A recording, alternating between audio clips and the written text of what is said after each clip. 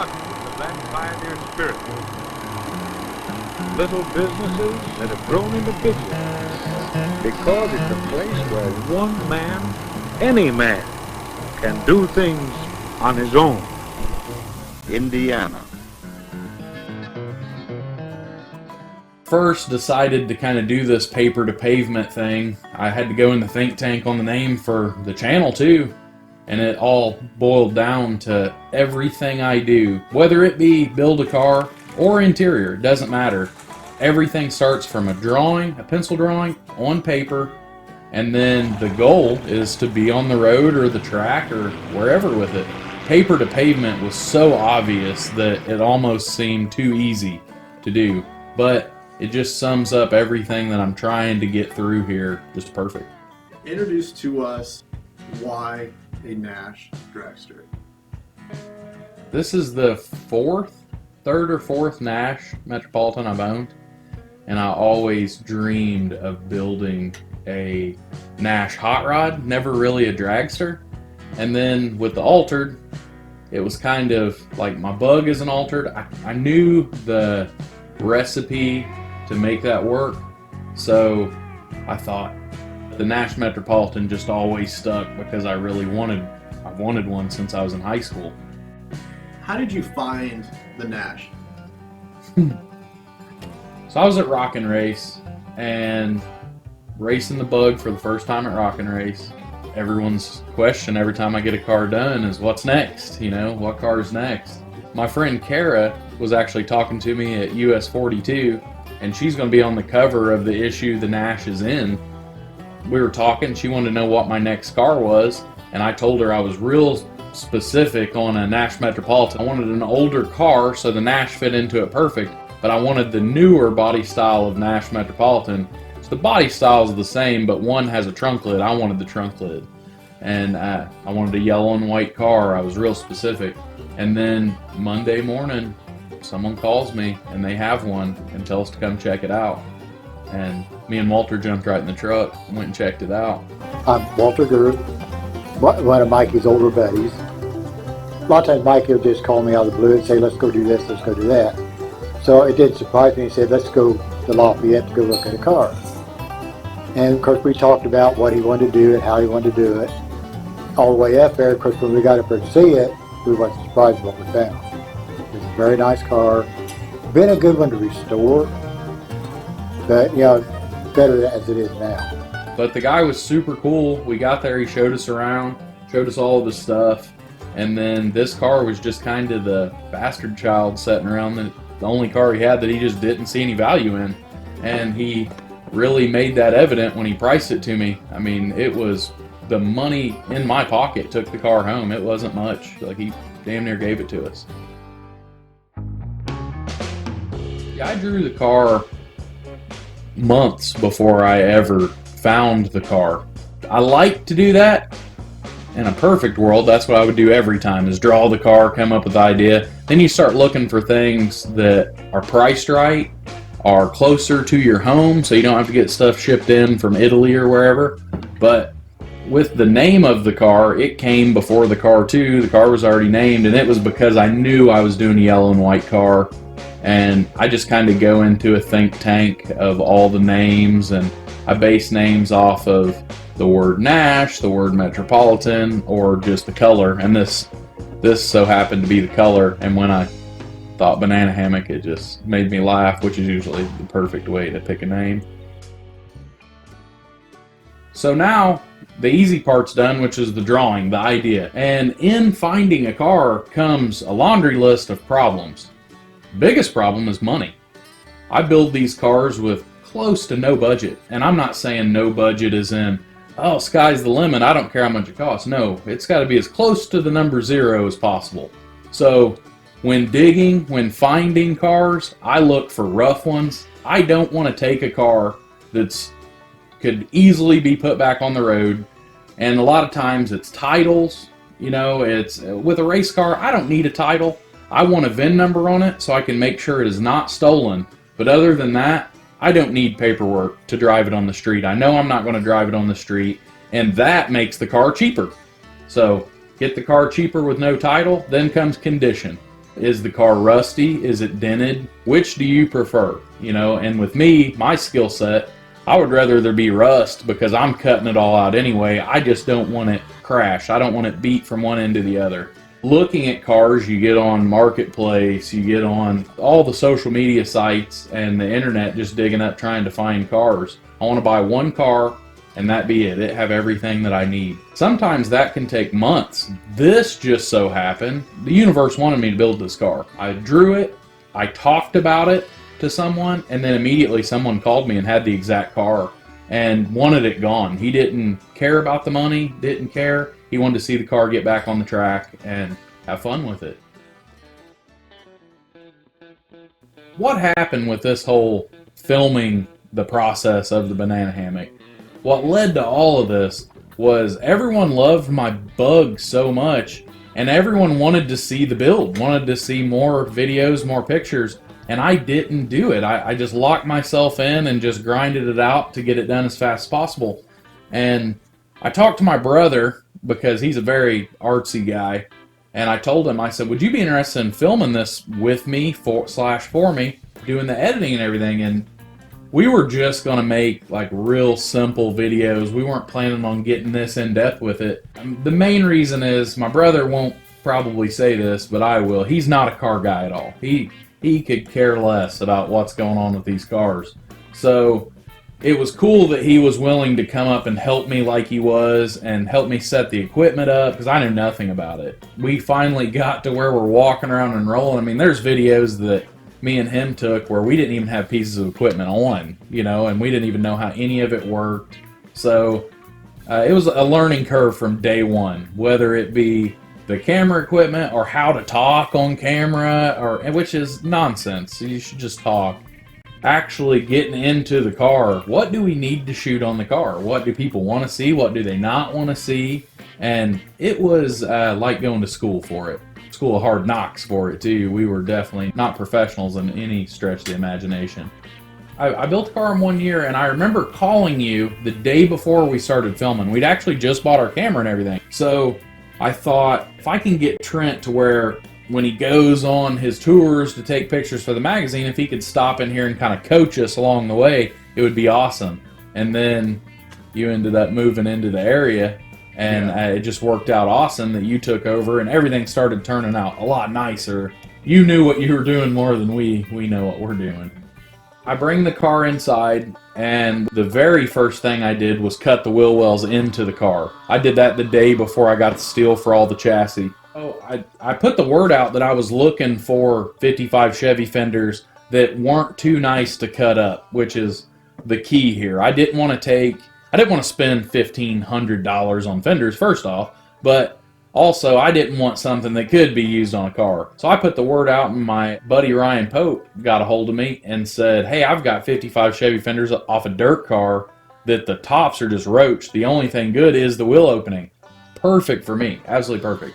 So I decide I'm going to cut those up and put them on first. So not only do I have this little cream puff of a Metropolitan, it is too nice of a car to do what we ended up doing to it, but I take this cream puff of a little car, and I've got these 55 Chevy fenders. I haven't cut anything yet, and I'm just kind of staring. I get butterflies in my stomach like I'm about to make the first pass in this car. And what's cool about it is I still have time to turn around and go, this car, I can find another car, I could sell this car, you know, these fenders, I could completely change my game plan. But I didn't. I fired up the saws and the grinder, and I just cut them all up. And then once the first cut was made, it just felt like the car fast forwarded, you know, like it's game time. It's off to the races, you know. What felt like such a slow start of it sitting in my side yard was no longer a slow start. We're going, you know. That's when it's just like you're in it to win it. I'm in it. I'm fully committed at this point. I'm fully committed. I'm usually pretty comfortable when I cut a car up for some reason. Is one of the things I was put on earth to do is destroy things. And with that, I just look at it as simple as it's not a NASH Metropolitan anymore. It's not a 55 Chevy fender anymore. These are pieces to make the banana hammock. That's what these are. So I've opened this model kit. You see the model kits where you got 3 choices. You can have a hot rod, a 4-wheel drive, or a custom, and you pick one, and those are the only parts you need. So for me, it was pretty evident once I cut it that there is no turning back. It's, let's start welding this stuff up, let's start cutting it where it needs cut. And the more time you spend making patterns on things, the easier it goes and the less cuts you have to make. So when I got started planning the chassis out just for a timeline for everybody, coronavirus hit. What that did was take this budget that I'd put together and really turned it upside down. I thought I was going to be able to get the steel to build a big frame table. You know, I wanted to build a big, nice iron one that I could weld off of and everything. And steel prices went so high so fast that I barely had enough money to get the steel for the chassis, let alone the chassis and the table. The prices went up so much, that price became just the chassis. So I ended up building a table out of wood. It had went up a little bit, but not near as much as steel had at the time. So I built a wooden frame table, which, you know, probably not the best thing to weld on, but kept the fire extinguisher close. And then once the table was all locked up and done, it actually was a great accident that it worked out the way it did, because with a wood table, I could make stops and didn't have to weld anything. It was just screw it into the top of the table, make all my jig out of wood, and it worked out to be something I'm going to keep. I'm going to use it from now on as a wood table. The steel finally came in for the chassis. I'm not a zigzag race guy. I am a to B, straight line, easiest way. And the easiest way to build this chassis was no kick-ups, no anything. Solid mounted rear end, like a T-bucket style front end, and then 2 straight rails. And I mean, they are, when I say straight rails, I don't mean we have 2, you know, slightly bent rails. We have 2 dead straight rails that this is all built off of, which makes the math so much easier when you're putting everything else together, because the degree is set at 0 if it's flat. The chassis I built for it is really based off of, and I'm not going to say it is a certain kind of chassis because I didn't use any plans or anything, but it's as close to like a Topolino or just an early altered, you know, a late 50s to early to mid 60s altered. The only reason that I don't do suspension on the back is so I can get the ride height crazy low and not have to worry about the tire hitting the car. I had the rolling base done, so now it's time to set the body on, and I have to cut it off of the old chassis. I want to save as much as this chassis as possible, because I know a guy that had one with a terrible floor pan and chassis, so he was actually using everything I cut out of it to restore his car, which made me feel a lot better about cutting it up at this point too. So I called my dad, had him come up and actually help me. You know, Michael always tries to do stuff to keep me involved. He's quick. He knows, you know, it's hard for me and him because he knows exactly what he's going to do.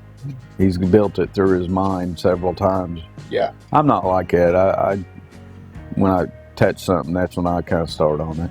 Yeah.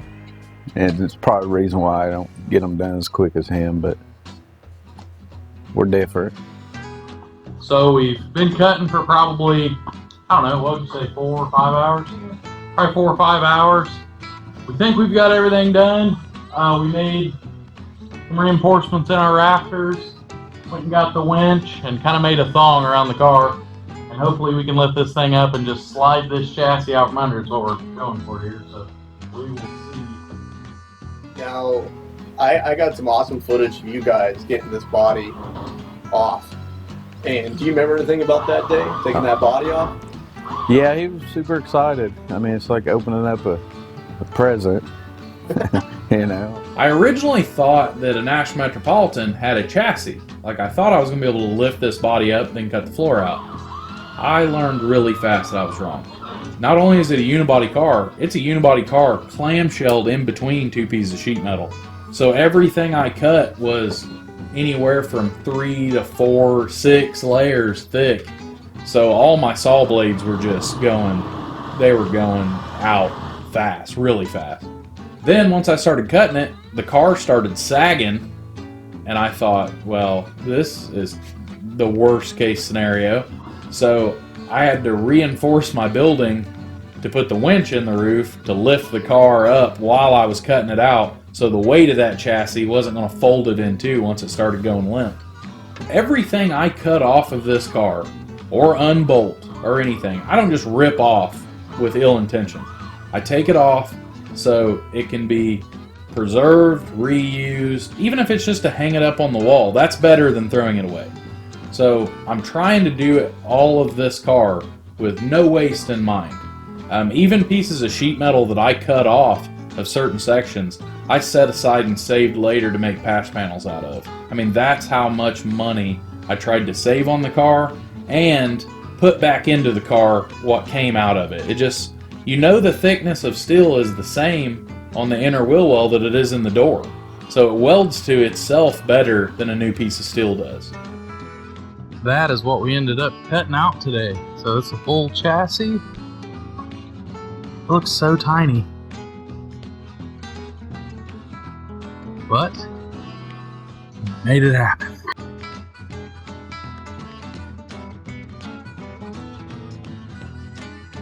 Nope, didn't break a single saw blade, did we? There's a lot of layers to this thing, more than I thought. But that's all we need. This is where you start mocking everything up. The body is ready to kind of set on the frame the way it goes. There's a lot of 4x4 blocks holding stuff, and like the wheels and tires are just floating there on their own. But it's what you post on Instagram and start getting people involved. When I got the body sit down on the chassis, I really started realizing that the car was possible. You know, it was actually going to look like my drawing. Because until you get to that point, I don't know. I don't know if I'm going to have to compromise on something that in my head's cool, but maybe it just doesn't go to reality. And with this car, it just so happened everything I thought would work did work. It was cool. The wheel wells landed perfect with my wheelbase, and then I had to cut the rear quarters at that point for my rear wheels. When I'm planning out everything for this chassis, of course I have the attachments for the front perch and the attachments that actually connect my rear end to the car. But all that kind of stuff, I don't sit and cut that out. I make patterns. Imagine if you cut every one of these pieces out of steel. I mean, you're wasting so much stuff. Grinding, drilling, time, and money, you know. So, made out of cardboard 3 or 4 times, but now when we take this to Jeremy, we get our pieces back exactly how we need them.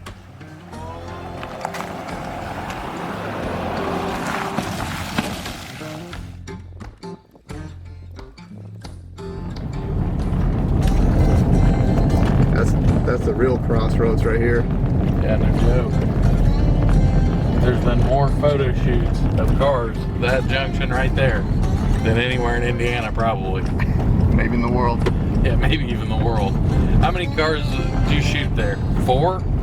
At least. Yeah, at least 4, right? And what's so awesome about Jeremy's place is he's just right across the highway. He's super local to me.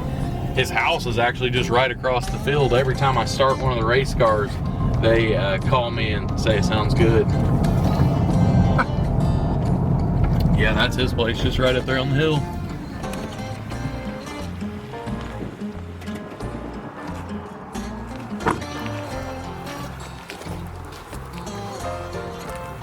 He saves me so much money in drill bits, grinding discs, all this stuff that you don't need. I literally get a part that's ready to go on the chassis once I get it back. Getting Jeremy involved in these projects make them so much nicer than I could do actually setting and cutting them out and trying to grind these pieces that are really elaborate.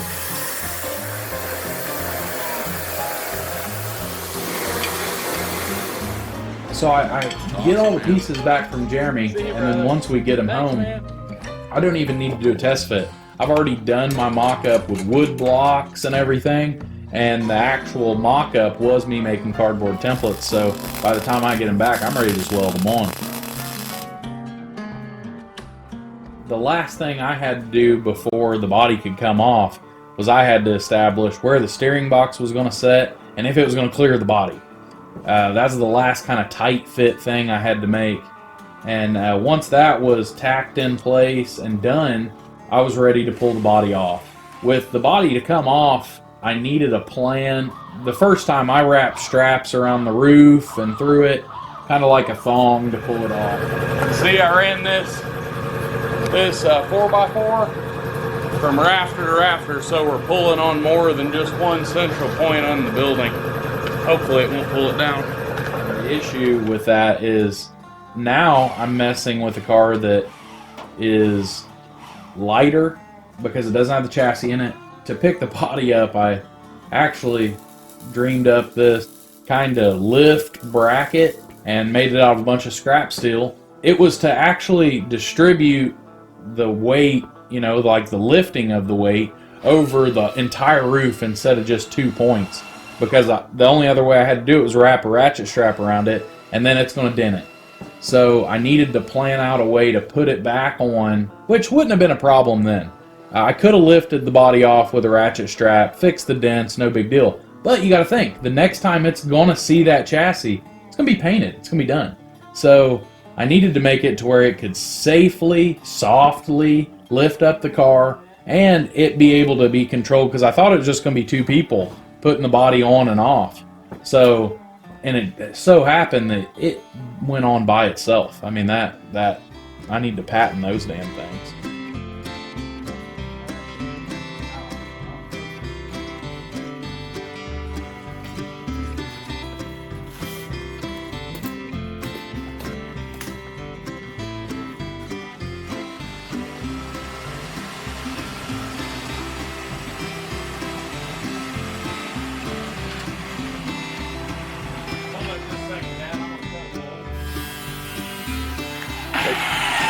They go smooth as possible. Oh, couldn't win any better than that. This rack is the way to go. It's even centered it perfect. Look at this. Good I mean, job, it's didn't it? not screwed to that rack at all. It's perfect. Now, we'll take this off and see if we've messed up our roof. Should be okay, but could have destroyed it too. Your way. Got it? Yep. My side looks good. We've done that before. See, look, this is what happened before. See how this drip rail, how that's brought up a little bit? It's because before we had one strap going right there. Now you can look, we had it from there to there. It's not bent at all. Perfect. So this is the point. This is the point where I start to feel like I've actually accomplished something. The majority that you see in the car is a plastic motor. It's a mock-up engine. So the actual engine that I was going to be using is one that we had setting aside. I didn't know if it was good or bad. I wasn't really sure, but I knew Mike and Adam Lowhorn offered to rebuild an engine for me. I dug through my stash and found one that Dad had set aside. And when I took it over to Mike, he broke it down, and it was a virgin bore 350. He ran the codes, and it was a 71 or 2 block, I think. It literally broke down into being a stock rebuild, pretty much. I mean, it's got a camshaft, and then Walter found a set of heads at a swap meet that he bought for me. That engine is all brand spanking new, and Mike and Adam put that thing together for nothing. I mean, they hooked me up on that thing, something I would never be able to afford. I think they knew that my budget was about to implode on itself. They really did me a solid on that, and it not only looked cool once they got it together. I mean, they even painted the block and did things I didn't expect them to, and but they had it fired up and broke in when I went to pick it up. Make this engine stand just for you, man. I always wanted one too. So. Yeah, you would use it.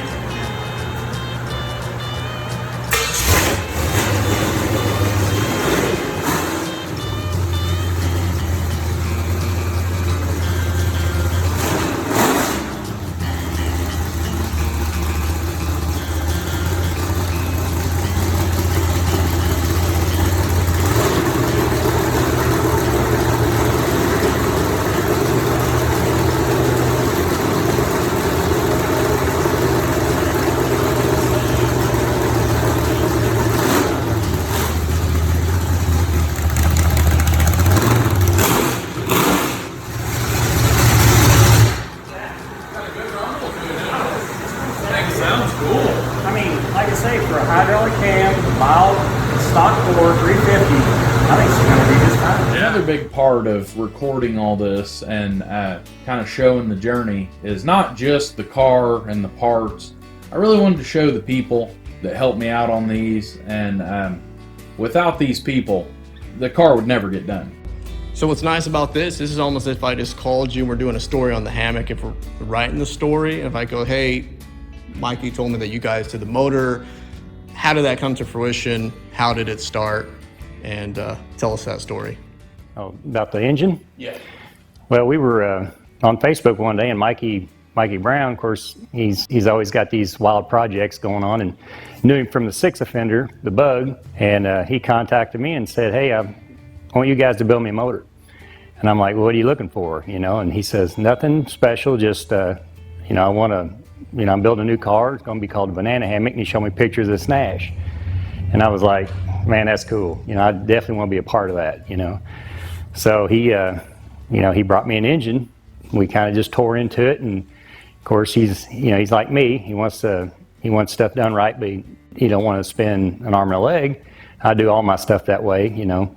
So that's what we did. We put it together. We did it as cheaply as possible, and I think the thing runs pretty daggone good. Surprised he called us, since our name's Rod Slinger. We blow up some motors, but yeah, that is kind of strange. You contact somebody with Rod Slinger on the side of their door, but actually that would be the best person to contact, because sooner or later they're going to figure out what causes that, and they're going to fix it. we're gonna make a good one. How did you guys meet Mikey the first time? Where did this relationship start?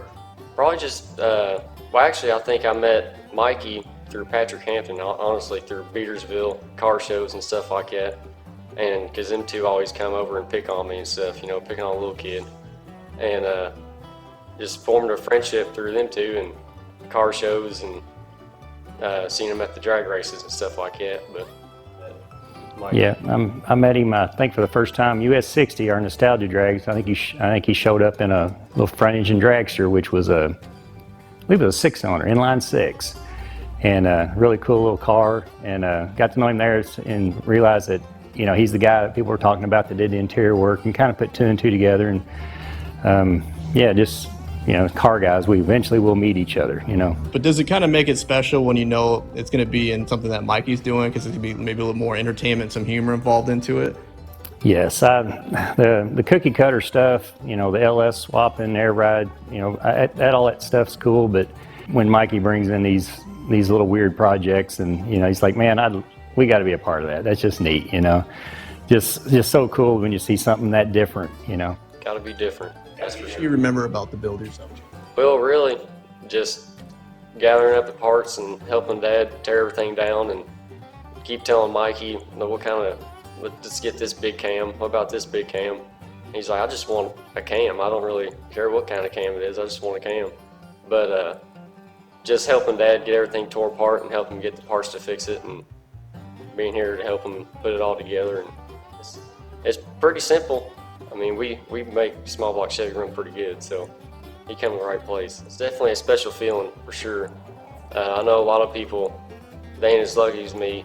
There's a lot of father and son teams out there, but there ain't nothing like ours, that's for sure. A father-son duo, but seeing one that, you know, supports each other so well is it's a very rare thing. You know, I mean, I've been at the track and see father and sons, and they're at each other's throats more than two people at war. And you guys have a really good team going, other than, you know, family. I mean, you guys are friends too, and that's a really special thing. And they've got cars in there that are, I mean, legit, not just legit race cars, but they got cars in there that are wheelie machines, you know, that are, he's got a Camaro that's an awesome hot rod that's, you know, a street car, and I guess it's a race car too. But everything they have is just like super, super nice. They do it all themselves. It's awesome. And his dad is also known this. His dad's probably more famous than him, because he's the one standing outside the car shifting the gears, and everyone thinks that he drives the thing. But they're just awesome people, man. You're really not going to meet anybody as nice as them. And that guys like that's what inspired me to film not just the car and everything built in the car, but I've got to bring in the people that no one get to know. You know, you watch TV and you see famous people, but you don't see people that you actually want to be around and be with. Not only did he give me an engine for the NASH, but we go over to the Christmas tree that he leaves up year round, and he pulled the NASH Metropolitan ornament off and had to give that to me too. It was just, it was really just meant to be. What you feeling now? Oh, feels like we got a lot of work to do.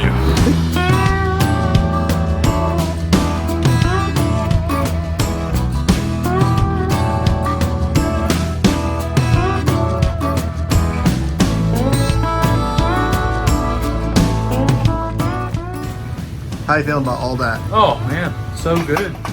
Mike does solid on that guy. 300 horsepower, 350, something like that.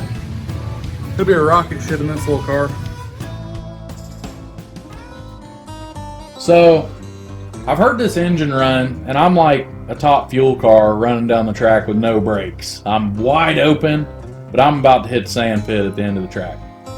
And the reason I say that is because I know I'm coming home to have to finish all that body work and do all that nasty, dirty job. It's not fun. Anyone that says body work's fun is lying. What I'm doing here, I'm actually putting pressure here. So that pushes that up as I hit my high down, because there's a low here, there's a high here. So I'm hitting the high down while I'm pushing the low up. That's why you can hear when it's hitting, you know, like you can hear impact, or when I'm not, it's making a kind of an echo. So once I actually got home and got cracking on it, I spent, I think, 3 days before primer, just hammering out the little bit of body work. I had started roughing in the wheel wells, just in between jobs. I'd have a day or two, so I'd put a layer of fiberglass or some putty or something. But once we left Lowhorns, the body needed done. I mean, we had an engine, it was ready to go in a chassis that wasn't done yet either. So no fun parts came after we left for that engine. So it's cold outside. We haven't had a really good snow here for years. And just so happened when I need to paint my car in my upholstery shop, I might add, we have a blizzard. I mean, it's insane. I mean, we have 3 or 4 inches, which I know to some of you guys up in Michigan and stuff are nothing, but for here, I'm on a back gravel road that you can't get to when it rains, let alone when there's a blizzard. So we're stuck. We're trapped there. My shop has a old electric furnace in it that doesn't work well. You know, I mean, it's warm in there, but it's not like painting ready to be warm. And man, I get this thing through the nasty week of body work and get it all taped up, ready to prime, and the electric shuts off. So where are you at? See if I can see you. Yeah, I just got it all clean. It's all wiped down. I have the gun ready. The primer is sitting there ready to mix. And as soon as I hooked my gun up, the electric went off. So someone's already screwing with me. Well, I remember that day too, because I remember you were on your way. I got rid of my truck. Yes. And now I have a Chrysler 300. And so I'm in this 300 that looks like I'm bringing drugs on this back road through the snow. It looks like I got a deal I need to get done. So I'm already sketched up. I'm already thinking, I wonder if I can make it close enough. I'm going to walk with my gear to Mikey's shop so I can film this. And I walk in, and it's just pitch black. It's pitch black. And not just is it pitch black. I hear your car pull in with the lights on. Okay? So from the time you pull in to get in my shop, the lights shut off. Which, it was like someone was messing with me. I mean, it really was. It was like, oh, you're doing all this work, you've got your shop to 60 degrees. It took me a week to get the shop to 60 degrees. And then, now let's shut all the electric off and let it get back to 8 degrees again. I don't know how it got done. Getting a project to here is the hard part. You know, from here on, it's all pretty and it's easy to want to come out here and work all the time. What's hard is staying motivated when, you know, you're looking at the same Bondo spot and, you know, the same grinder mark. And this, up to this point, it takes a real commitment. So many project cars get given up on up until this point. And then you'll see some that'll get to this point and then give up on them. I don't know what they're doing. It's just getting fun. But this part right now, from when it gets painted to assembled, is my favorite. I just love this part. I get all excited. Every day I want to work on it. And just so happened that day, which was another cool little side note, my buddy Ryan was coming to Scottsburg, and if the electric wouldn't have went off, I wouldn't have been able to see him, and I hadn't seen him in 6 months or something. So everything happens the way it's supposed to, man. I probably wasn't in the mindset to really sit down and prime that right then anyway, off of doing all that body work. And I went back and cleaned it again after that before I primed it. And who knows, man, maybe that the electric shut off because I needed to take a breather for a minute. One of the last things I was kind of, not really stressing about, but I just didn't know the process of how to do it. And it was wild that it worked out as good as it did.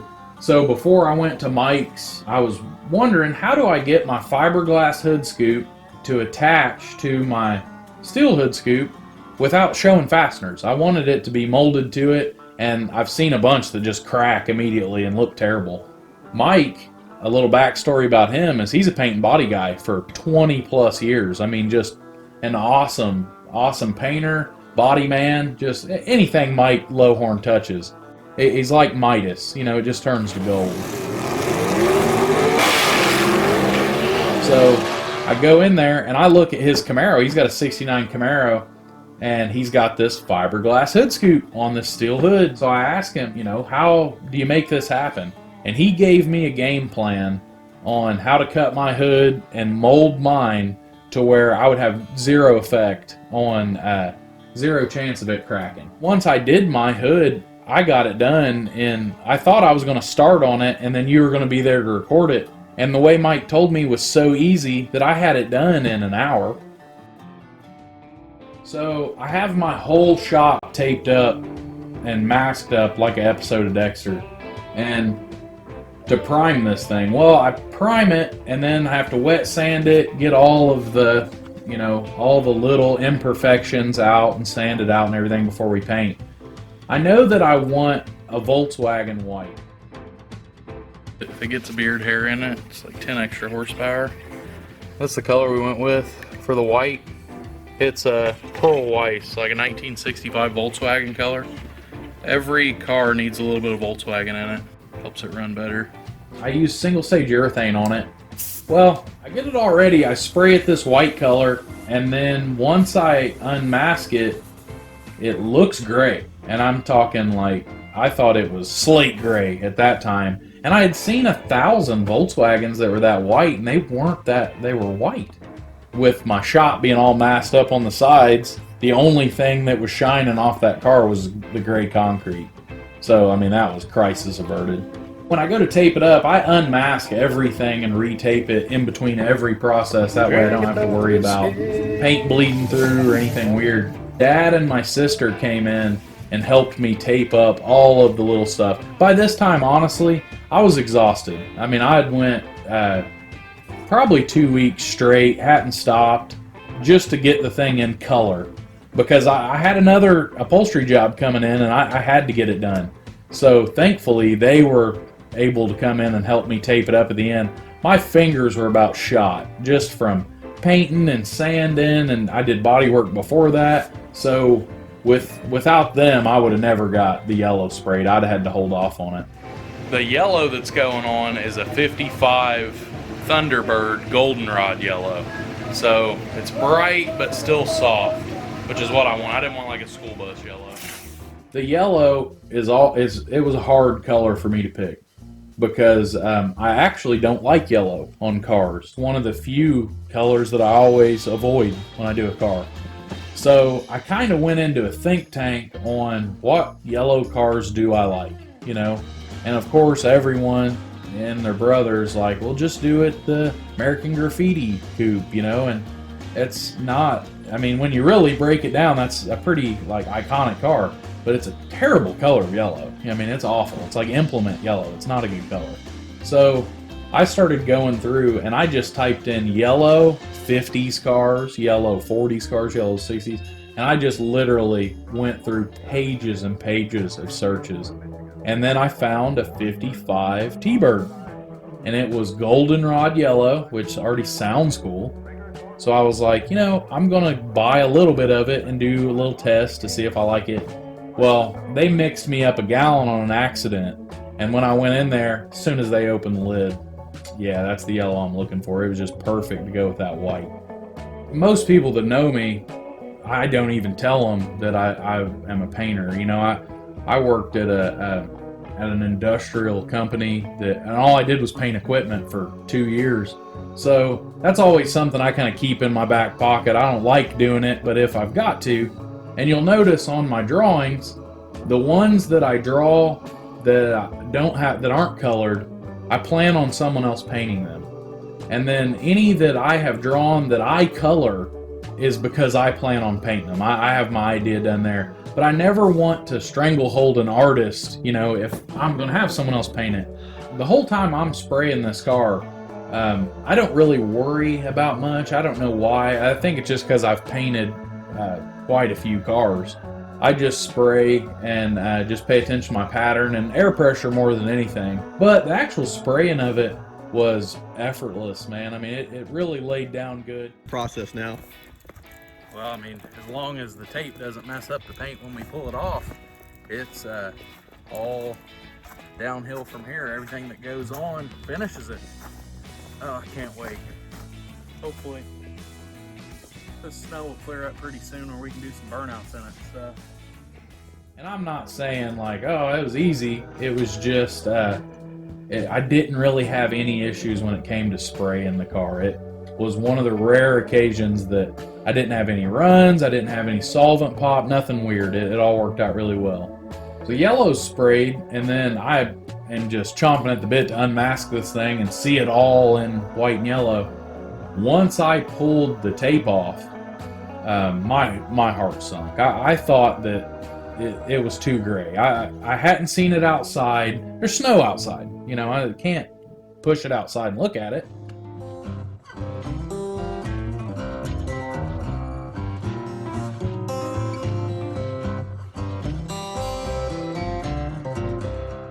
See how I made that line actually hit this body line? Before, it went up here and went straight across.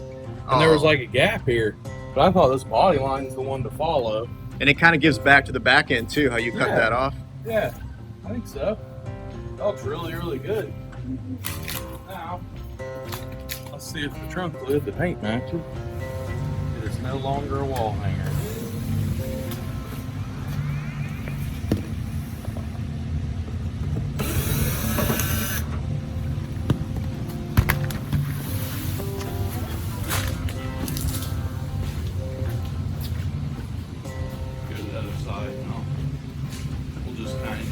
It in place.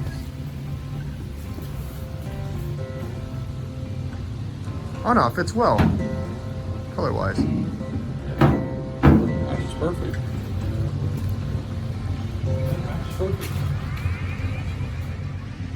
It's awesome.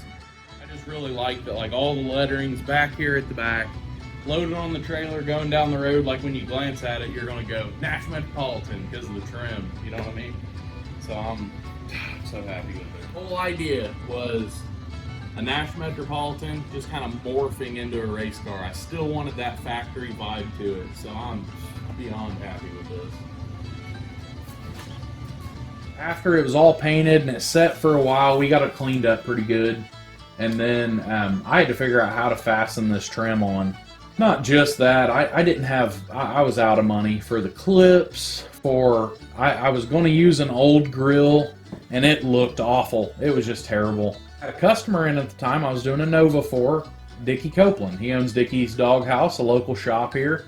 And he came in, and I was showing him the car. I was really proud of it. And I was almost hiding the trim. I didn't really want him to see what I was getting ready to put on the car. And he walked over and said, you know, where's the grill? What is it going to look like when it's done? So I show him, what I've got, and he decides that Dickie's Doghouse is going to sponsor the trim for the car. So he bought the grill and the clips, everything to do this job right that I needed. Dickie saved the day on, which is another reason why I wanted to cover my people. You know, this is another guy, he's a customer of mine that not only feeds my family and keeps my lights on, now he's helping feed my hobbies too, which is unheard of. Once I got it all fastened, I put the front fenders and the doors on because I didn't do any modification to where those mount. But on the quarters, we have a big wheel opening now, you know, which wasn't there. And I have to not just, I didn't want to just cut the trim and screw through it. I had to cut pieces of the trim, finish off ends so they looked factory. I had to bend them and then fasten them to the car so it looks like it's supposed to be that way. But in doing that, there's gaps in between all this trim. To take care of those gaps, I called no other than Dave North from Dave North Signs, my go-to guy for any kind of lettering or pinstriping.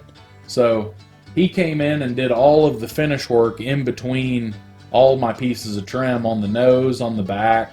He used the signature color that we do for all my stuff. He's got like a Mikey lavender set aside that we use on just about everything, which kind of ended it with the yellow, white, and this lavender line. Kind of gives it this like you're in a hammock on the beach. How I tested the color of yellow to see if I really liked the color of yellow was I sprayed the deck lid. You know, the deck lid was an easy piece. The one I had for it was perfect. So I could literally just sand it down, prime it, wet sand it, and I painted it yellow. I planned on repainting it, but it sprayed so nice that I just left it alone. And when I did that, I got to the point where I was like, I gotta see it lettered now, you know? I was almost losing a little bit of fire inside of me to keep working on it. And taking the trunk lid over to Dave's and having him go ahead and letter it. So that's a piece that's done. It's lettered, it's painted. A piece of this car is completely done, and it just lit the fire right back up. I mean, it threw gas on it. I was really, really happy. Not just with the layout that he always, Dave, if you tell him to do anything, he's actually the one that came up with our paper to pavement logo too. You know, Dave did it as well. Just anything you need him to do, he nails it. When I dropped it off, I literally told him, Dave, do whatever you think looks cool on a nostalgic dragster, you know, that is called the banana hammock, whatever you want to do. And he, as always, just knocked it completely out of the park. At this point, we're ready for my favorite part of the entire project. My favorite part is laying out the blankets. Everything's painted. It looks good. It's ready to go together. It's a big model car kit now. The first thing that I need to do is get the axles under the chassis. I painted the chassis outside, and the reason I painted it instead of powder coat on this one is just in case down the road I wanted to put a fire suppression system in it, or a set of front brakes with a foot pedal, anything. I can grind it, weld, and then I can just touch it all up. I can touch the paint up way easier than I can powder coat. My rear end was all mocked up together, like when you see it rolling, you know, when it's not painted. The rear end didn't have the right gear in it. It was literally just cut down, axles cut down so I could mock up with it, which Ryan Walker did all of that. And then after it was all ready to blow apart, I think Ryan even came and got the rear end, and he went ahead and put the brakes on it, painted it, did the rear end gear, and just completely built the rear end. Like, got it ready for me. And I always lay blankets out, not just so things don't get scratched up, but anything that falls. If it falls on my concrete, it'll skip all the way across the floor. If I've got blankets there, it'll stop and land where it falls. And I'm clumsy. I drop plenty. But once the chassis started going together, it just kind of worked out perfect. Walter and my dad showed up to help me do all the fine-tuning little nuts and bolts before it went on. And my buddy Bill Brown, he's the guy with the Black Plague motorcycle. You know, some of you might have seen at Beatersville. But he came down, took vacation to come down, and the goal was to get the body put on. We worked for, I think, 2 days getting the chassis all assembled and the plans all figured out to drop the body on. And then at the perfect time, you and Chuck showed up. And that's the first time I'd met Chuck. coming, I was like, dude, let's get this thing ready to lift so you can just go ahead and record this while you're here. We're gonna replace the Whitney Houston? Dude, yesterday I was like, I'm sitting right, we got to this point, and I'm like, damn it, why can't Trent just like live here right now so we can put this body on? You're like, I got you a futon in the corner. Yeah, it's like, dude, you can just sleep in here. On this day, it could either be the best day or the worst. You're about to know if you're going to destroy what you're doing or if it worked out. And I got to test that lift, that rack I made. And this is, I mean, this one's for all the marbles. Is it going to buckle the roof? Is it going to shatter the glass? Who knows what it's going to do? And now everything's painted, so it's not just, scoot it around, do this. Everything is like, be very, very careful with it. So having as many hands on it as we did is what kept it from getting tore up. If everyone wouldn't have showed up when they did, I would have been trying to do that by myself. I would have tore it up. I would have. I know I would have. So another part of the whole origin of it is the fact that so many people showed up when it was time to put it back together. It just fell into place again.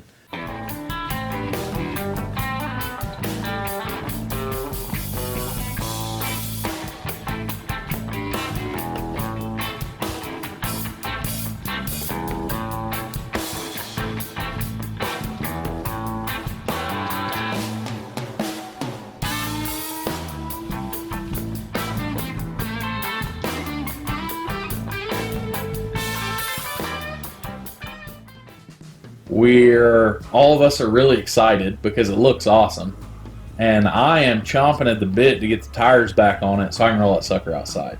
I've never seen it outside, and it looks cool in my shop, but anything with wheels look good in a 30 by 40 shop.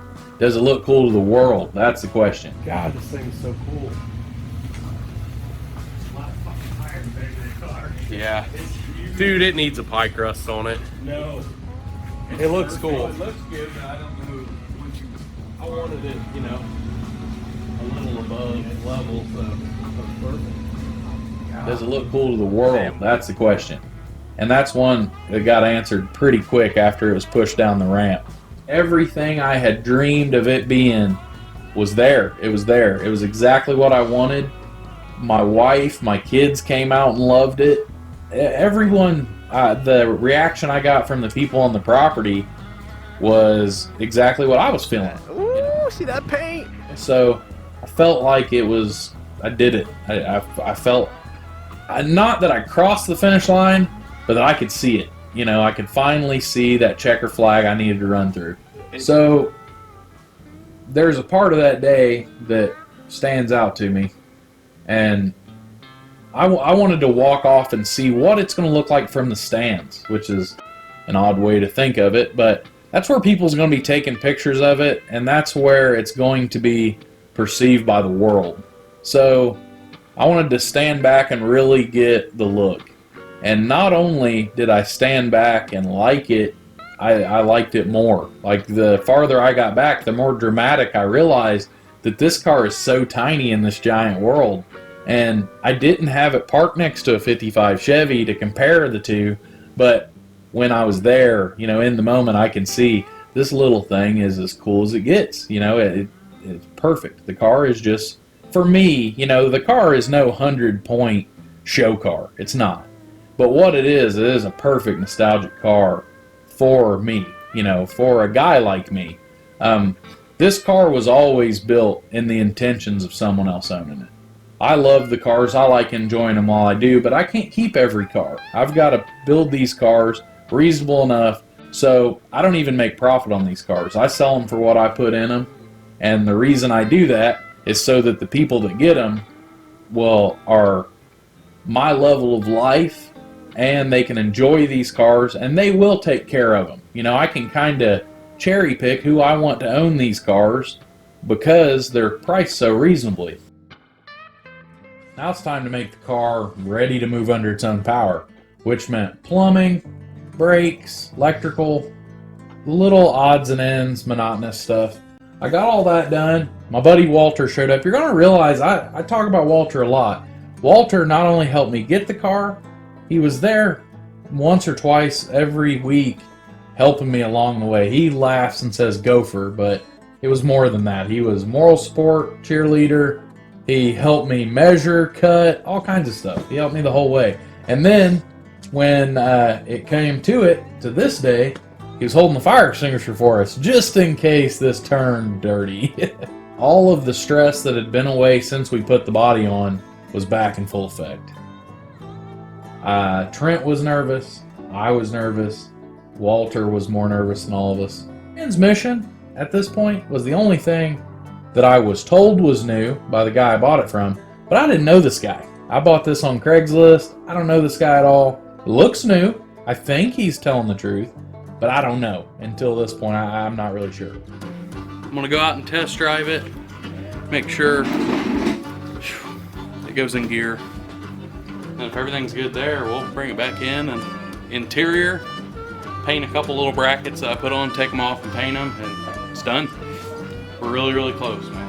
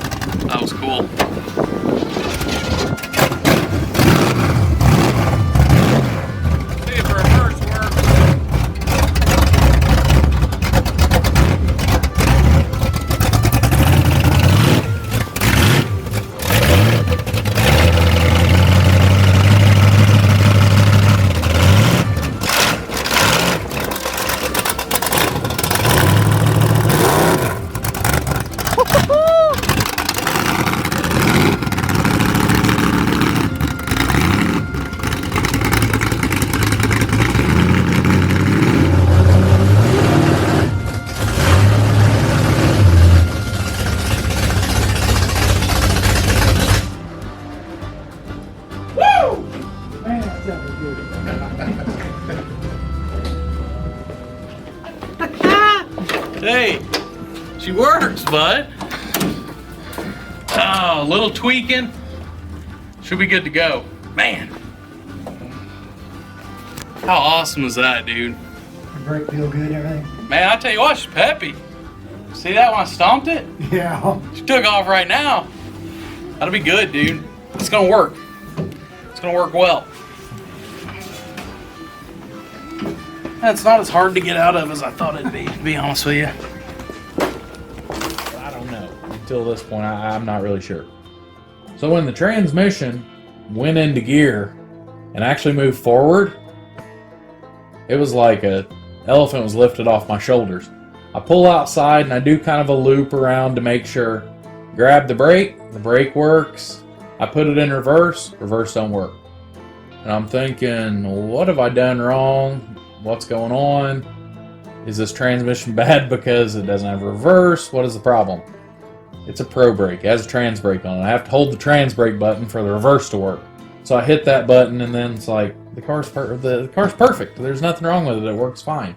And then once we pulled it back in the shop, it's just a woo of excitement. Everyone's excited, you know, and the day, week, month, year is all made at that point. The car's, it's at the finish line, so close. Went forward in both gears. It's good. What would that felt like? It feels good. I can tell it doesn't have as much oomph as my Bug does, but it's this thing, it's gonna move good. It really jerked me, so I'm pretty excited. So my wife and kids sacrifice a lot for me to build these cars. We don't go on vacations or nothing. We build cars. So when they all come outside and think I'm a superhero, you know, I mean, my kids loved it, and my wife thought it was cool too. Man, it makes me feel like I'm not wasting my time. You know, I feel like it's worth the, I don't know, it's worth all the long nights and time that I don't really get to spend with them that I could be, but it makes me feel like they look up to it, and it was all worth it. It was worth all the hard work and headache. So I drew the car. It had pie crust on the back, and it had those lace wheels on the front. Now remember, I drew the car way before I owned it, and I didn't really have a concept of how much this car weighs, you know, how wide it was, all these things. So I drew it with wheels I had in the shop, which I do a lot of times. I'll look at the parts I've got, and I'm like, okay, well, I don't have to spend money on wheels because I've got lace wheels over there. So I drew it with the lace wheels. Once the body got down on the chassis and put weight on the front wheels, I realized that it was not my Volkswagen. It weighed a lot more than my Volkswagen. A 6-fender has got fiberglass nose, doors, trunk lid, like fiberglass everything. Steel roof and quarters, that's it. Well, the NASH is an all-steel car with glass. So when I set the body down and like all the weight on the front, even without the engine in, it was evident that the lace wheels weren't going to work. So American Rebel Manufacturing set a new Starburst spindle mounts that are real spindle mounts, but they still have the option to put brakes on later if whoever buys it would want front brakes on it. It has a place for them that's machined for them. So I went with those, and they're rated for a lot more weight, and I can actually put a tire on it that isn't a bicycle tire. You know, it looks like a regular tire. And I thought that really less of a headache. The one thing I always worried about racing my Bug was when I turn off at the end of this track, are these wheels going to fold over on themselves? And with the NASH, that's the last thing I want someone that buys it to worry about. You know, I don't want to worry about it, let alone someone else. So the Starburst on the front worked perfect. Now for the back, I had those big M&H's on it to test fit everything. And I knew those tires were big, but once I actually mounted them to the wheels, put tubes in them, aired them up, they were about an inch bigger than I was planning on.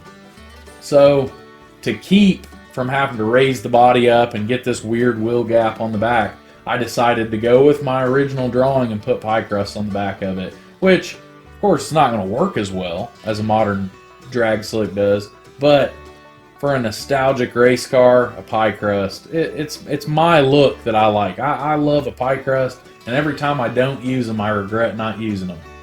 The tires I ended up putting on the NASH were off of my Bug, and they're Towel City Slicks is what they are. They're a 30-inch tall tire on a 16-inch rim. And, well, if you steal from the Bug, what's going to go on the Bug? So I've raced the Bug with pie crust on it for 2 years now, and it's dialed in really well to where I'm ready to see what it'll do on a Hoosier Slick. So I put Hoosier Slicks on the Bug to rob the tires from it to put on the NASH. And a lot of the stuff that I do is robbing Peter to pay Paul. It was cheaper to buy Hoosiers for the back of my Bug than it was to buy a new set of cheater slicks for the NASH. So that's the reason I did that the way I did. So anyone that knows me knows that I own the upholstery shop. You know, I do all the interiors and nostalgic cars. So in this one, really figuring out what's right in a yellow and white car. I don't do matching color interiors. I don't like yellow interior in yellow cars. I don't do that. So I started looking at what would a NASH Metropolitan have in it. Well, the NASH Metropolitan had a small houndstooth in it from the factory. So I just kind of played off that a little bit. I tried to keep it simple, so of course I don't take a lot of time to do it, but at the same time, I still wanted it to be evident that effort was put into it. I didn't just wrap it in black and call it done. I put effort into putting the houndstooth and getting a migraine sewing through that stuff. Once it was all said and done, anyone that knows a NASH Metropolitan can look at that interior and know what I was going for. Anyone that knows the car and they may even be pissed off that I cut that little car up. But I think they would appreciate the fact that I cared enough about the car to put Houndstooth back in it. I didn't make the parachute for it. You know, it's a pre-bought parachute. They have to be SFI and all that. But what I did was I made the bag that it goes in. I don't even know if that's like NHRA legal if it gets faster. I don't think you'd actually be able to use it, but I wanted the look. I loved the size that I made it. I put my cat logo on it too, as well as a seat, but that's my nod to Tony Nancy. He was a loner, you know, he built his race cars, he upholstered them, he did all this stuff, and in a weird way, I mean, that's who I want to be, you know, so I kind of just bled into his logo with mine. I mean, it's not a copy by any stretch of the imagination, but it is a rendition. I'm kind of known as being the cat guy, so I had my buddy Sailor Nick do that logo for me. It makes sense for what I want to do. I put it on all my nostalgic racing stuff. So now the car's done. Interior's done. Paint's done. Car runs. Moves under its own power. I always like getting them shot for the magazine if they're going to before I race it, just in case something bad happens. So when I met you, we did the shoot for my truck, the pearl necklace, and the seam ripper, the dragster. And we did it right here on the gravel road. And then with the bug, we did it for the second issue of Speed and Culture. We've always just done it here. It's kind of our thing. You know, it feels good. It feels natural to do them. They're built and born in Deputy. They need showed to the world in Deputy too. Yeah, I mean, you look at like any of these guys that showed these cars in California, that's cool, but I'm not from California. You know, I'm from the middle of nowhere, Deputy, Indiana, and I'm proud of that. And I'm proud that with very little resources, we can bring cars that the world sees. We do that from right here, and I don't know, it feels good. It feels good to know that we do that. The day we were shooting for the magazine, Walter showed up to help us with the photography for the shoot too. And with having him there, it made me really think about us showing up to that compound to get that car that day and how far it really had came. And then when you sat back, it felt like a lifetime just because of the coronavirus and everything shut down, but in all honesty, it got done really fast still. Be able to sit there and look at that car after doing the truck and dragster was the first thing I ever had that made it into print, and it was with you, Trent. And then to go from the Bug, which is my favorite car, it in print, and now the NASH, which when I first started, I didn't even plan for it to go to print or anything. I just thought I would record it a little bit and just to have it, even if it was for my own home videos. But to look at that car at the level it ended up at, and I don't know, it's really the day that all the pride sunk in to where I did it. I crossed the finish line. I know I hadn't raced it yet, but even if it never ran, I was really happy. I was happy that I seen it through, I finished it, and that it was getting shot for a magazine. And I did my 50-yard stand back there too, and went and stood in the field at Grandma's house, and I watched you up on the roof, you know, filming it, and I watched Walter holding the lights, and it means more to me than you guys know it does. It really does. I appreciate everything you guys do. I really do. What do you think, Walter? I love this car. I know that we don't have an endless budget. No. You know, we're not rolling the dough. You gotta trade things, or people come out of the woodwork that give us things, or it's a lot of work that you don't see. Yeah. You know, I mean, even past the sweating and blood, you know, blood, sweat, and tears, as they say. Yeah. It's being able to upholster a seat for someone that has a hood I need. You know, learn a skill. You should really learn any kind of skill, to where even if that skill doesn't get you what you need, you know, at least it'll give you something to offer somebody that can do it. And when I started thinking like that, when it wasn't so much like, I need to do all this by myself. No, I don't. What I need to do is I need to help enough people that are willing to help me too.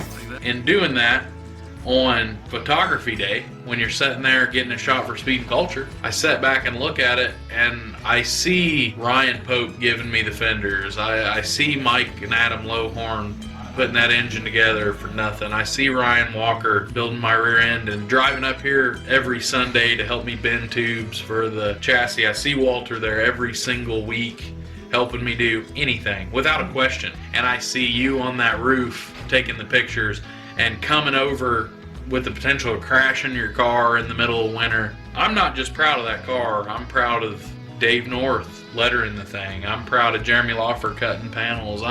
I'm proud of every single person that I talked into being a part of it with me. And this is something that I stated as almost a joke at first. Nostalgic racing is full of good people. You know, without good people, a trip to the racetrack would be nothing more than a wasted weekend and gas money. That's it. I've surrounded myself around people that give a shit as much as I do. Even if they don't have a car there, they're so excited to see it moving because they are a part of it. It would not be what it is now if it wasn't for a laundry list of people. All of them enjoy it just as much as I do, and that makes me want to do another one. It makes me want to build another car and do countless ones with everybody as long as I can, you know. I hope that we do a million more together. But on this particular one, a lot of it seemed like it was done by me, myself, just because everything happened in my upholstery shop. But so many people had to help to make it happen. I know that everyone that I say is a big part of it. Every one of them always say, I barely did anything. And it's a lot of it, even guys that came over to look at the car and just give feedback on it, or a post on Instagram, private messages, all this stuff. There was a lot of times that in every project that you look at and you're like, man, I should just stop working on this one and do a different one, or should I even put this much money into this one, or anything. And when you get good people around you that really help with it, they see the process and they help you along the process. And even something as small as rooting somebody along, man, is it's good for everyone in the end. And then top it off a little cherry for my personal vision. It's like I proposed to Kayla that day. And the same day. Proposed to my sister. Photo shoot day, proposal day. Just knocked it all out. Yeah, let's get it all done. Well, that's the only way I was ever going to remember when we shot the car. Yeah, I gotta make this day important. Let's propose today. Yeah, I just got a haircut. I would have never remembered. Yeah, this is knocking out that day. But no, it was mainly about the haircut, though. Yeah, I just get it knocked out of the way. Got a haircut. But that's the great thing too. You know, there's one thing that I remember when we got done before we shot the grill. I think it was like the last shot that particular day. I kept filming. I felt something, and I'm thankful I did, because you talked about how, man, I really wish Papaw was here. Yeah. It's gonna sound crazy, but, well, I mean, probably not. I really wish Papaw was here to see this one. You know, both of them. Like, I built that one in his garage after he died, and then this one I built at my house. But really, these are the first things I've ever done that he wasn't alive for or involved in. He kind of was my coach, always coached me through, and yeah, I know. It's cool, man, just to think that we go from him teaching me how to read a ruler in this garage right here to building stuff that people are willing to come and film. It's just, I don't know, makes me want to cry, man. It really does. And talk about that, knowing that you get to shoot another finished car next to his shop, and do you feel like does your drive come from him too? Like, there's like, well, kind of a backstory to Papaw is I'm telling you is the man was a genius. You know, the more resistance you put into hydraulics, the more powerful they get. I was never real good in school, and it's not that I didn't have the head for it. I just didn't give a shit. You know, I didn't want to go to school. I was a troublemaker when I was a kid. I like getting in a lot of fights and stuff. And God, I can't believe I'm crying this hard. You had a good grandpa. I did. I had a good grandpa. And shit, guys, I'm sorry. No, it's okay. I can hear him right now calling me a pussy too.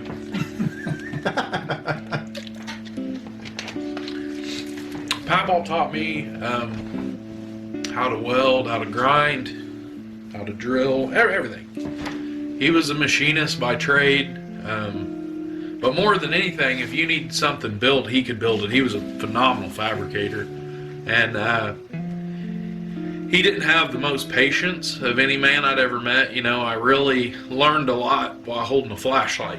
And if I didn't hold the flashlight right, he would teach me how to do that too. Oh shit! And now, you brought really wish so that. Sorry, Trent. No, this is real. Like I said, don't be yeah, ashamed. my bad, dude. Oh no, this is.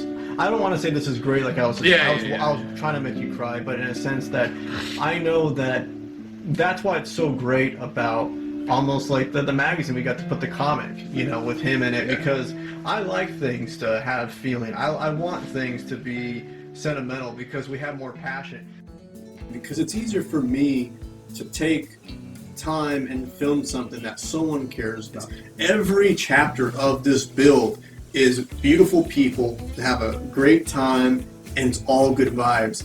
And again, to capture that moment of you saying that you wish Papa was here, I think we all understand that feeling. He wasn't a car guy at all. I didn't get that from him. But anything that he started, he finished, and I think that's why I really wish he could see what I got going on now, because I've knocked out a lot of stuff, and I didn't slack on any of my quality or nothing.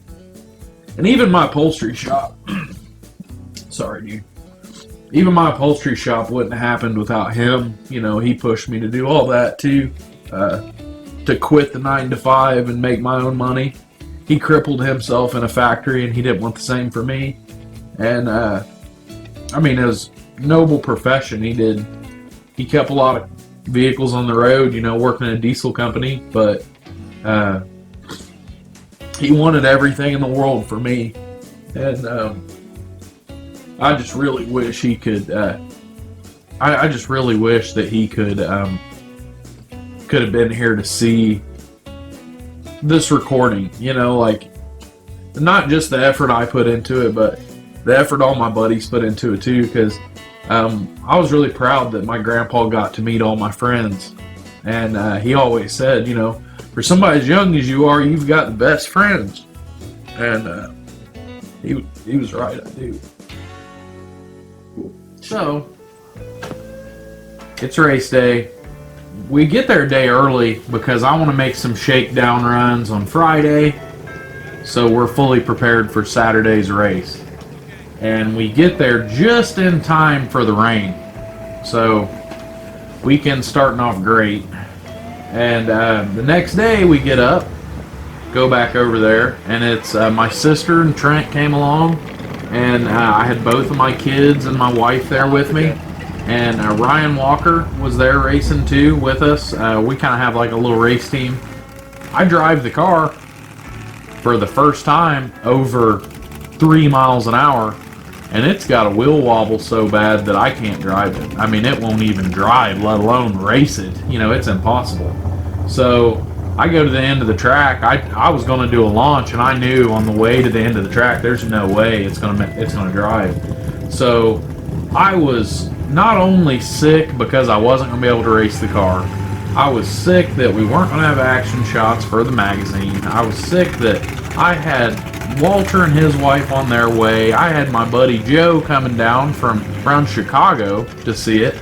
I had you guys all the way over there. I just felt like I was letting everybody down, and I really felt like I shit the bed. I did. Then Ryan, thank God for Ryan, man. He grabbed the measuring tape and measured the front, and I had it towed out like a lot, like 2 inches, something you could visibly see.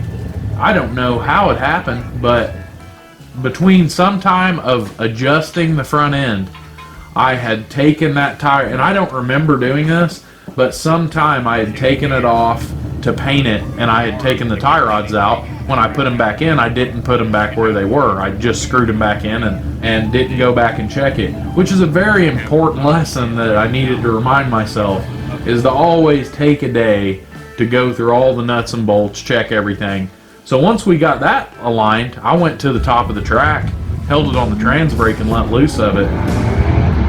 You and Ryan was there, and Ryan told me to stop it and stab it again, you know, just see how it felt again. And when I stabbed it that time, I felt the switch. We had a race car that day.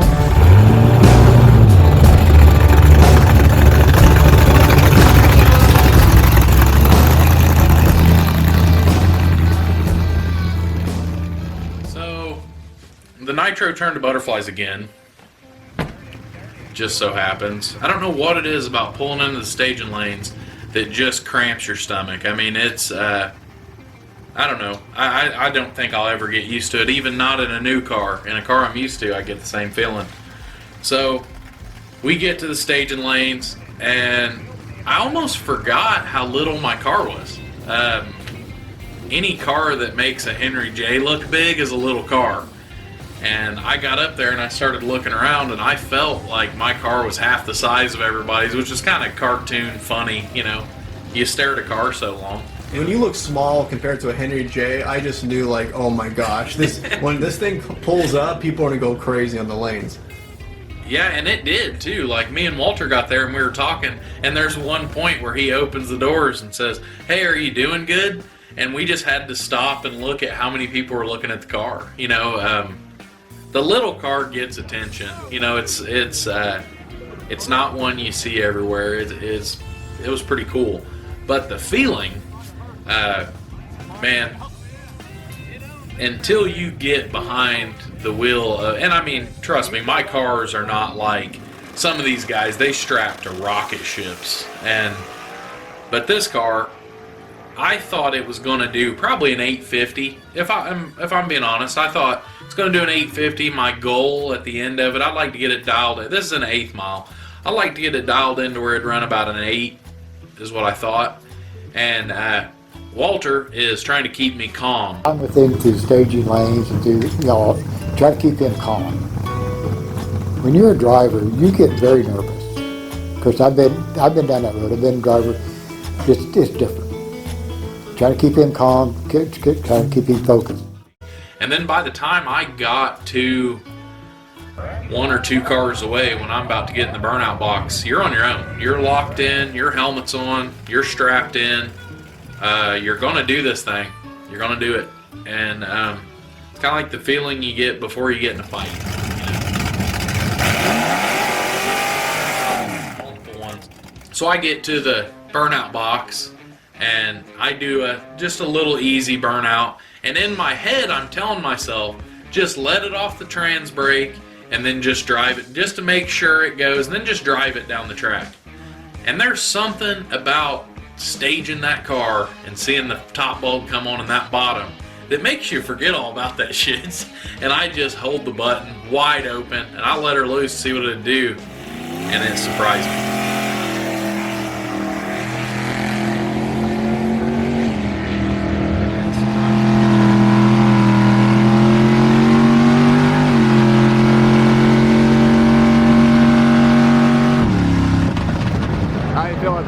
Felt great. Yeah, felt really good. Did it lift the wheels? I don't know. See. How'd it feel inside? Good. They ran the same time my bug does. First time out. I thought I was gonna do like an 850, realistically. I kept telling you it's gonna be as good. I mean, it's a 12-second car. In a quarter mile, that's a 12-second car. And that's your first pass. Just wait till everything gets tightened up more. Oh, really? Once we get the front end where it needs to be. Everything will come into it. Oh, I'm happy. Surprised me. It took off, and I felt immediately that it had more power out of the hole than my bug does. I felt it immediately. And it even like took off a little rocky. Like I had a little bump to it. It was trying to raise the front end up a little bit, so I got a tad bit of wheel wobble when the weight went down on it. But as I went down the track, all that went away, and I just let it eat. And I let off a little before the end of the track and still ran a 7:57. So I'm a half second faster than I ever thought it would do. So not only am I terrible at adjusting the toe in on cars, I'm also terrible at doing the math on how fast they're going to go. Watching me burn out, so it performed great. The launch, it had the launch like it should. It did pull front wheels a little bit more than I thought it would on bypass, but it did, and they were still turning. You know. I didn't like the wobble, but there again, we know what the problem is, know how to fix it. And I can't wait till next race day. I'm excited. What's actually going through my head is, like, I know that you are standing there thinking, oh man, that went faster than he thought. But in my head, what's going on is, that probably felt faster than it really was. Because in my head, I was thinking, that felt like a 750. You know, it felt like my bug, when my bug's on a pass, it runs a 750. So I'm thinking, man, that felt like a pass in my bug. And then I started thinking, well, it's a new car, you're not used to it. You probably just went and did a 12-second pass like a dipshit, you know? So don't get out here and expect that it went fast. Then when I got to the ticket shack and she handed it to me, that's when I realized, I was like, oh man, this sucker's a race car. We've got us a race car now. And I think that's the first thing I said when I seen everybody was, we've got a race car now, boys. Pass and everybody at the pit. What do you remember from that day? The excitement, how everybody was excited because the car performed like it should have. And of course, when he handed me a time slip and I saw the time, I was very excited because I knew it was as fast as Bud. We've been here to tease each other all through this build, because I kept saying it's going to be faster. And he kept, no, it won't, no, it won't. So to me, that was an accomplishment because I felt like I saw what I needed to see. I get back from that first pass, pull into my spot.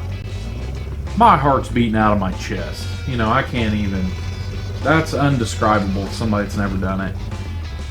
Then everyone comes, you know, all your friends come, congratulating and everything, but the person I want to see's face more than anybody is Ryan's, if I'm completely honest.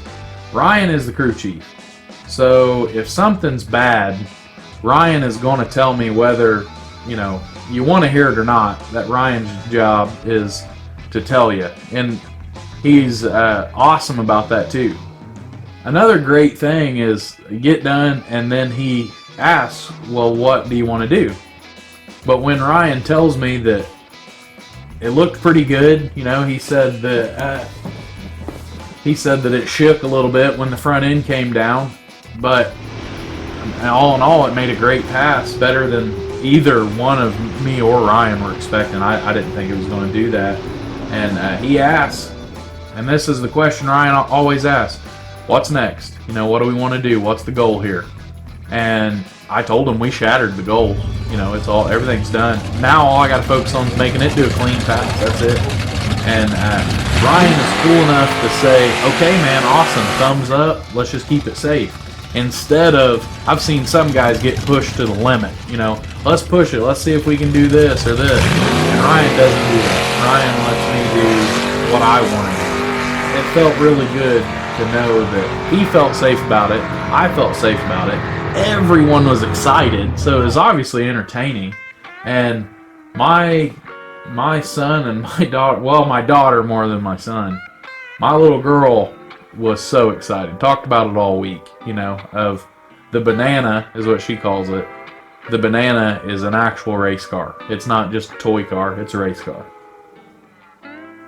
And pretty much finishing up the documentation of this segment of Paper to Pavement, I really got a chance to think about it on the ride home with it. You know, my rear view, the car's on the trailer, my family's in the car with me, and I can actually breathe. You know, I feel like I was holding my breath for 2 months, you know, trying to just worry about everything that hadn't happened yet. And to know that I really did take a drawing just on a little piece of paper and make it into a real machine that is on pavement really makes sense why it went from paper to pavement.